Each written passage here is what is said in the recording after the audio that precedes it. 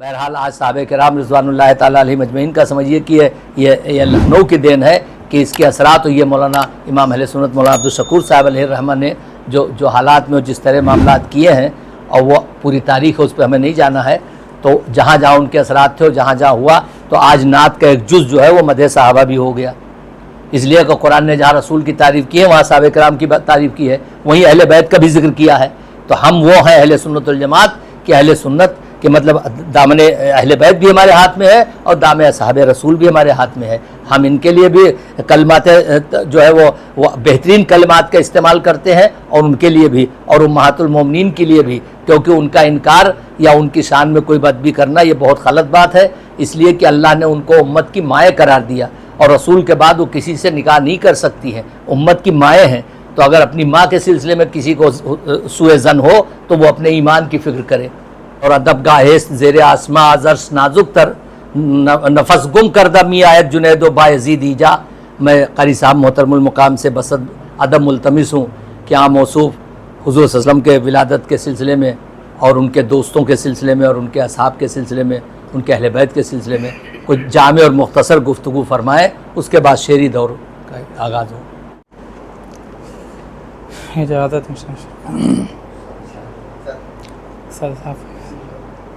ان الحمد للہ نحمده ونستعینه ونستغفره ونؤمن به ونتوکل علیہ ونعوذ باللہ من شرور انفسنا ومن سیئات اعمالنا من يهده الله فلا مضل له ومن يضلل فلا هادي له واشهد ان لا اله الا الله وحده لا شريك له واشهد ان سيدنا وسندنا وحبيبنا ونبينا محمد وبارك وسلم اما بعد فاعوذ بالله من الشيطان الرجيم بسم الله الرحمن الرحيم وما ارسلناك الا شاهدا ومبشرا ونذيرا وقال تعالى وما ارسلناك الا رحمة للعالمين وقال تعالى محمد رسول الله والذين معه أشداء على الكفار رحماء بينهم تراهم ركعا سجدا يبتغون فضلا من الله ورضوانا سيماهم في وجوههم من أثر السجود ذلك مثلهم في التوراة ومثلهم في الإنجيل وقال النبي صلى الله عليه وسلم لا يؤمن أحدكم حتى أكون أحب إليه من والده وولده والناس أجمعين أو كما قال عليه الصلاة والسلام۔ ہر قسم کی تمام تعریف و توصیف کے لائق ذات اللہ رب العالمین کی ہے جو تمام جہانوں کا خالق و مالک ہے۔ بے شمار درود و سلام ہو تمام انبیاء کرام علیہ الصلوۃ والسلام پر، خصوصاً ہم سب کے آقا جناب محمد الرسول اللہ صلی اللہ علیہ وسلم کی ذات گرامی پر۔ یہ ایسا موقع ہے اور ایسی محفل ہے کہ اللہ کے رسول صلی اللہ علیہ وسلم کو اس زمین کی سب سے اونچی اگر ہستی کہ آپ صلی اللہ علیہ وسلم کے بعد اس زمین پر کوئی دوسری ہستی اللہ کے بعد اگر کوئی ہے تو نبی کریم صلی اللہ علیہ وسلم کی، اور اللہ کے رسول صلی اللہ علیہ وسلم کی جو زندگی ہے اس پر اللہ تعالیٰ کی مہر ہے اور ضمانت ہے، اور اللہ نے اس کو ریفائی کیا ہے کہ لقد کان لکم فی رسول اللہ اسوۃ حسنہ، کہ تمہارے لیے رسول کی زندگی میں بہترین نمونہ ہے، بہترین اسوہ ہے، بہترین ماڈل ہے، اور کوئی ایک طبقے کو یا کوئی ایک حصے کو، کوئی ایک کیریکٹر کو قرآن نے نشانہ کر کے نہیں کہا، بلکہ نبی کریم صلی اللہ علیہ وسلم کی جو زندگی ہے وہ پوری زندگی اللہ کے رسول صلی اللہ علیہ وسلم کی ہم سب کے لیے آئیڈیل ہے، چاہے جس شعبے میں ہو انسان، چاہے جس شعبے میں کام کرے، اس کی رہنمائی کے لیے اللہ کے رسول صلی اللہ علیہ وسلم کی زندگی ہم سب کے لیے عمل راہ ہے۔ مختصر سی بات جو یہ کرنا ہے کہ اللہ کے رسول صلی اللہ علیہ وسلم کی زندگی کا اگر ہم اور آپ دیکھیں سب سے بڑا واقعہ اور سب سے اہم واقعہ جو ایک سنگ میل کی حیثیت رکھتا ہے کہ اللہ کے رسول صلی اللہ علیہ وسلم کو کا اعتماد علی اللہ نبی کریم صلی اللہ علیہ وسلم کا اعتماد اللہ کتنا مضبوط تھا اور کتنا پختہ تھا، اور ہم سب کا اعتماد کیا ہے اور ہم سب کے جو عزائم ہیں وہ کتنے کمزور ہیں، یہ اس سیرت کے اس واقعے سے ہمیں اور آپ کو اندازہ ہوگا کہ ہم سب جانتے ہیں کہ جب اللہ کے رسول صلی اللہ علیہ وسلم کوہ صفا کی پہاڑی پر کھڑے ہو کر اور آپ نے لوگوں کو مخاطب کر کے اور ایک اللہ کی دعوت دی، ایک اللہ کی طرف بلایا، وہی لوگ جو آپ کو صادق کہتے تھے، امین کہتے تھے، آپ کا ادب و احترام کرتے تھے اور ہر اعتبار سے اللہ کے رسول صلی اللہ علیہ وسلم کی ایک مثالی شخصیت تھی اس دور میں،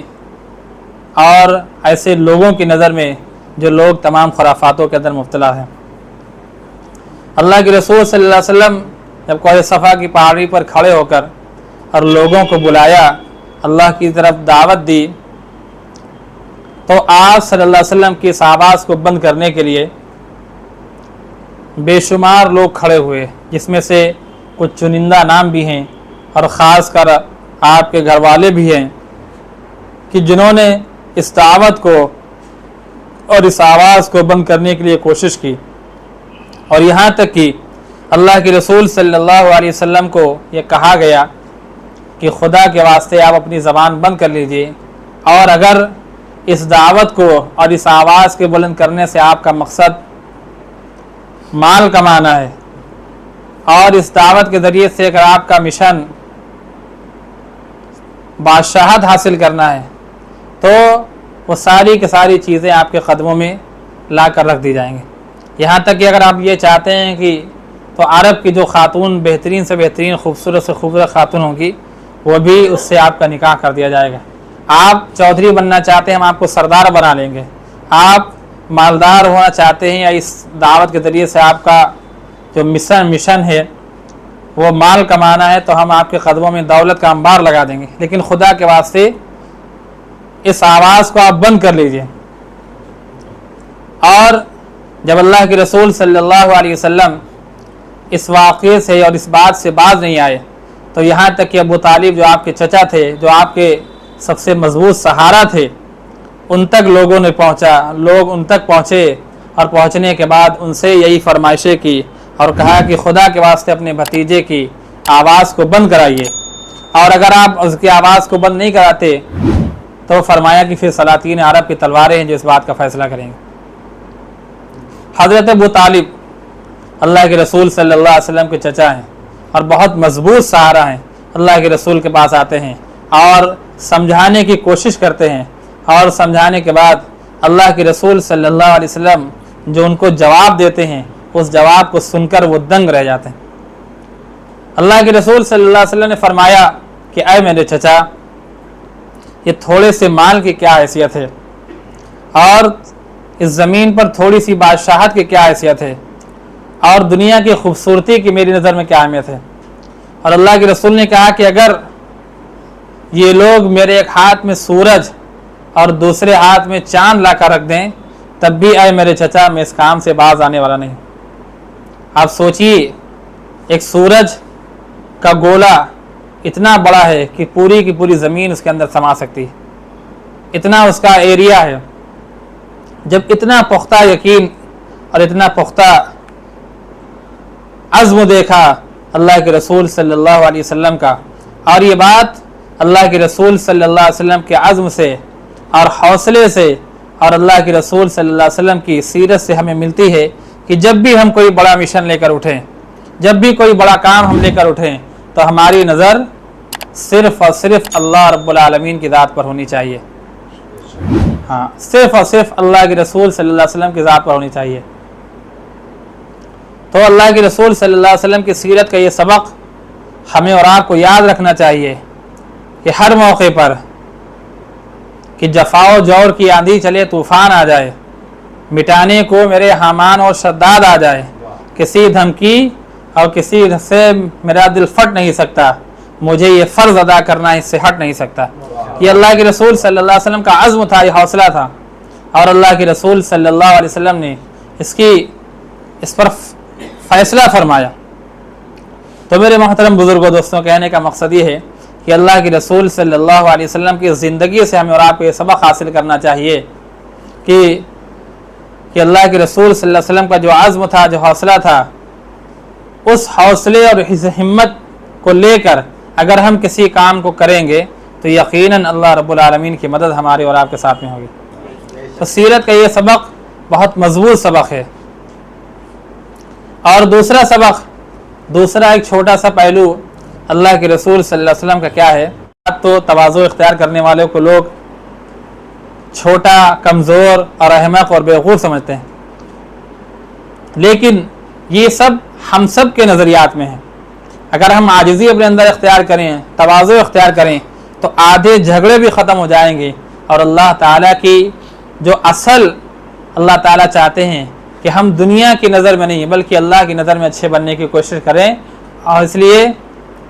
تو یہی سبق ہمیں اور آپ کو سیرت کے ان واقعات سے ملتا ہے کہ ہم اللہ کے رسول صلی اللہ علیہ وسلم کی بے شمار جو واقعات ہیں جن کو بیان کیا جا سکتا ہے، وقت کم پڑ سکتا ہے،